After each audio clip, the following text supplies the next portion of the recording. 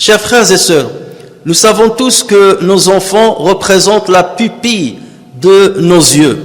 Ils représentent la joie de nos âmes, le fruit de notre vie sur cette terre. Et une des sources qui procure la joie et le bonheur dans cette vie. Nos enfants sont un bienfait divin et ils sont un ornement de la vie ici-bas. Allah Azza wa Jal a dit Al-malu wal-banuna zinatul hayatid dunya.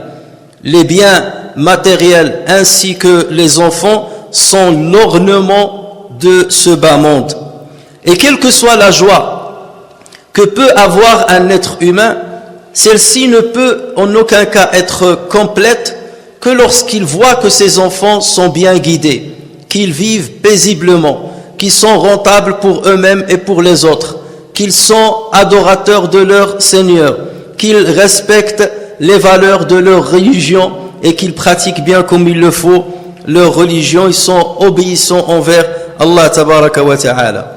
Et il y a une loi divine qui est immuable, sauf quelques exceptions. Et d'ailleurs l'exception confirme, comme on dit, la règle. Cette loi divine veut que lorsque les deux parents sont pieux, lorsqu'ils sont sur le droit chemin, leurs enfants le seront également. Leurs enfants seront aussi pieux et sur le droit chemin.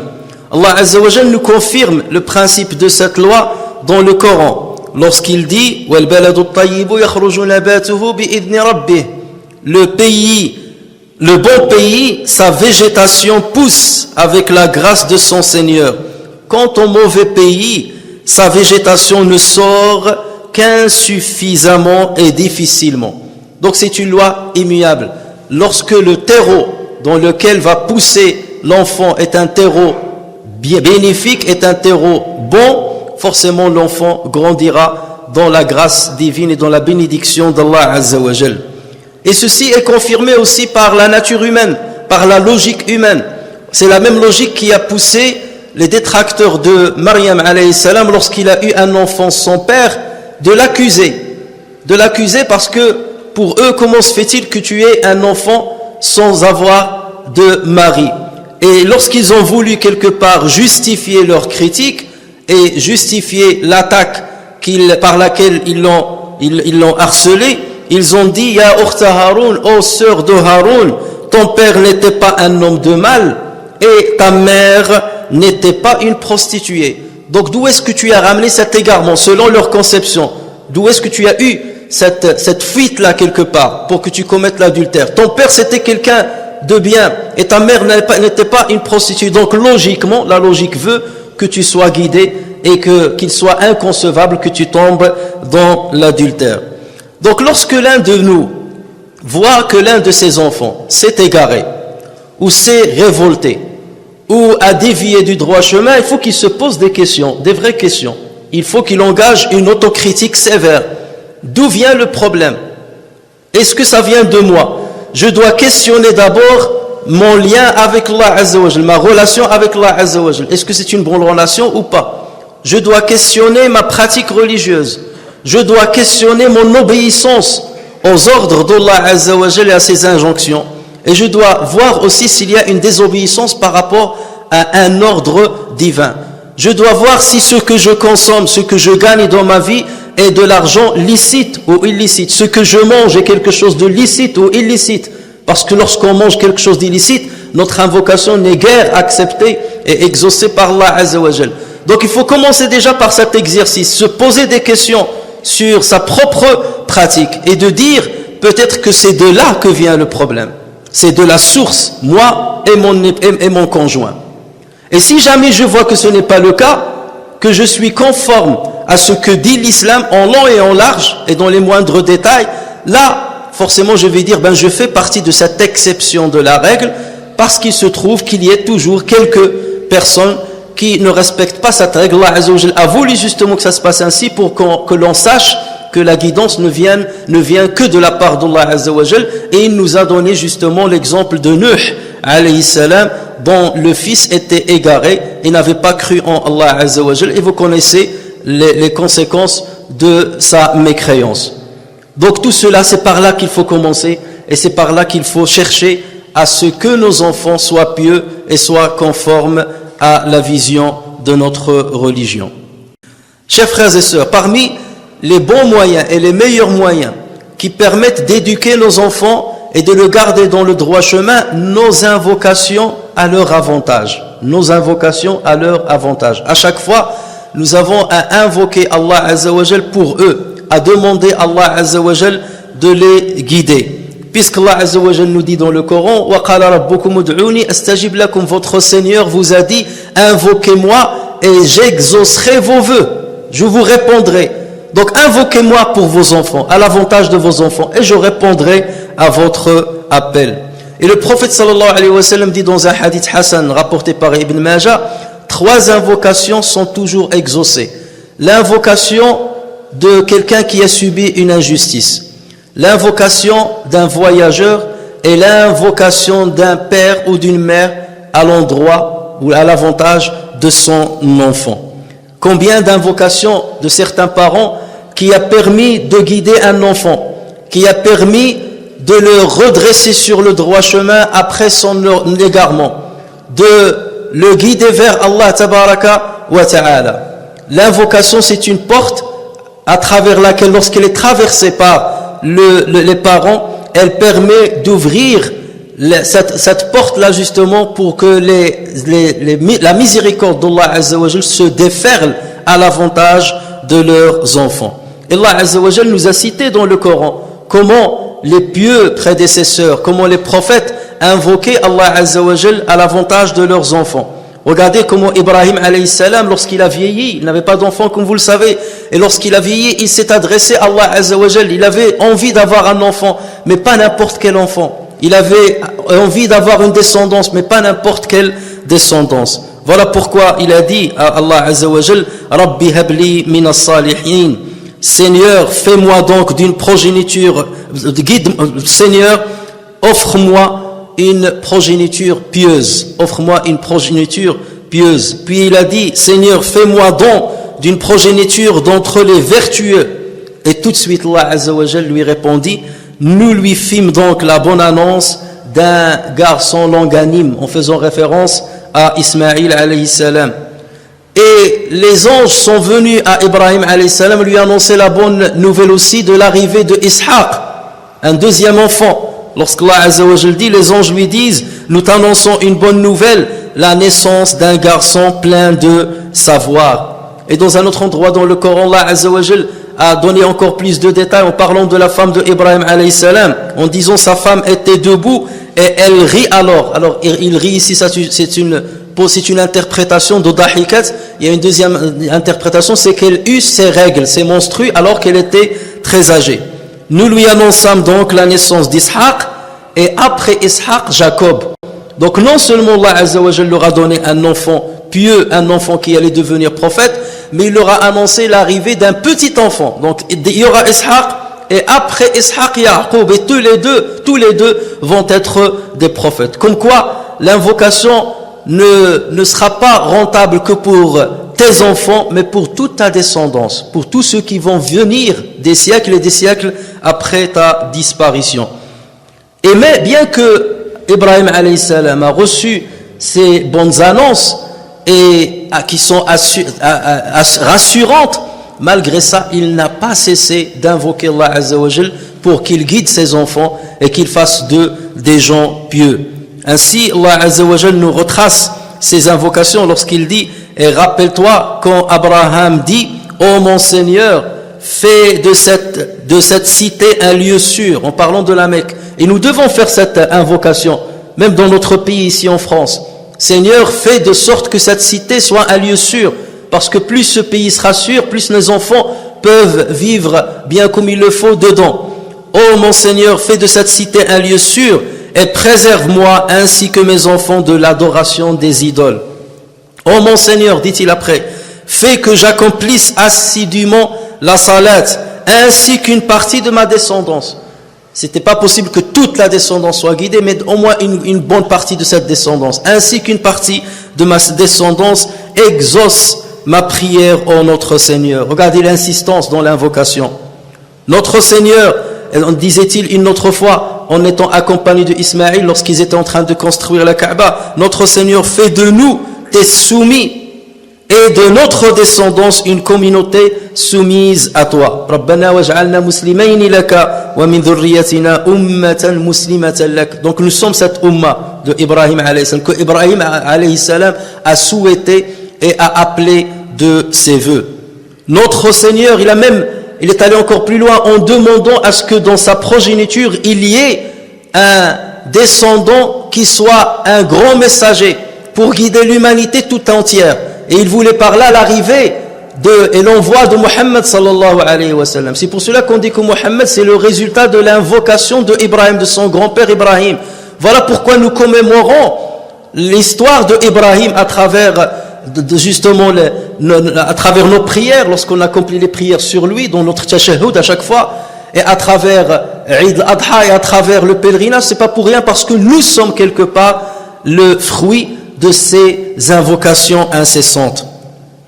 Donc il disait à propos de Mohammed sallallahu alayhi wa sallam, notre Seigneur envoie l'un des leurs, c'est-à-dire de ma descendance, envoie l'un des leurs comme messager parmi eux pour leur réciter tes versets, leur enseigner le livre et la sagesse et les purifier, car c'est toi certes le puissant, le sage. Et justement, Allah Azza wa Jalla a exaucé le vœu de Ibrahim alayhi salam et il a envoyé le meilleur des messagers à l'humanité tout entière en réponse à ces invocations.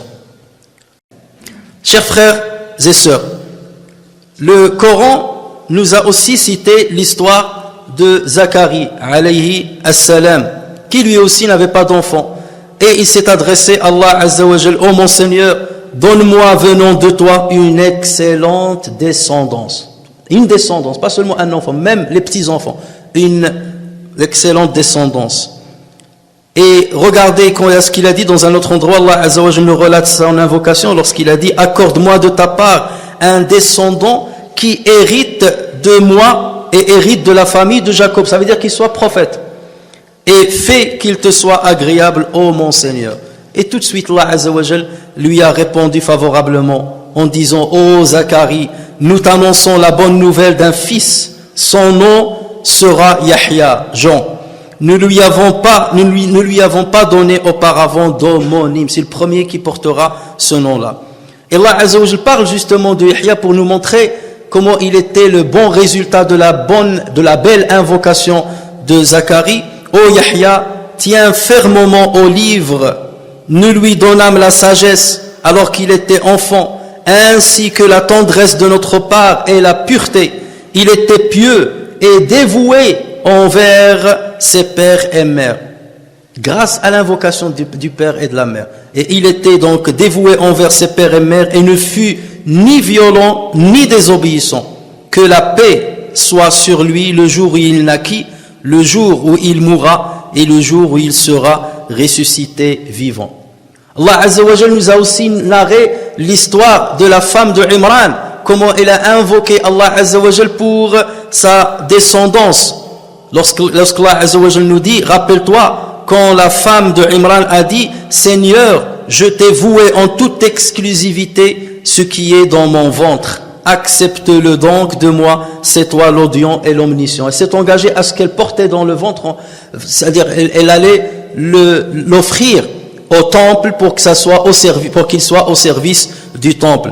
Et lorsqu'elle a accouché, elle s'est adressée à Allah Azza wa Jalla en disant, Seigneur, je l'ai nommée Mariam, Marie, et je la place ainsi que sa descendance sous ta protection contre le diable le banni.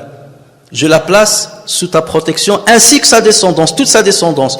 Contrairement à Ibrahim qui a dit wa min dhurriyyati, et une part de ma descendance. Et comme bien entendu toute la descendance ne peut pas être pieuse, sauf s'il est limité, Donc Ibrahim a dit, et une part de la descendance.